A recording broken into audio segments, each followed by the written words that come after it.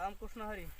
आपण आज कुठलं का आहेर वायगाव तालुका गेवराई जिल्हा बीड पाडळशिंगी या भागात आलेलो आहोत. आणि इथं येऊन आपण एक आपले शेतकरी मित्र यांनी आपल्याला कॉन्टॅक्ट करून बोलवण्याचा प्रयत्न केला आणि आपण येऊन त्यांना एक इथं पॉईंट देत आहोत. त्यांचा 8 दिवसापूर्वी एक तुम्हाला दाखवला मगाशी, तो पॉईंट फेल गेलेला आहे. आणि एवढं शेती एवढी सुंदर करतात ते की सध्या बघा इकडं आंबे, इकडं डाळिंब, हे आपलं इकडं जांभळ आहे आणि सध्या पाण्याची त्यांना खूप अडचण आहे.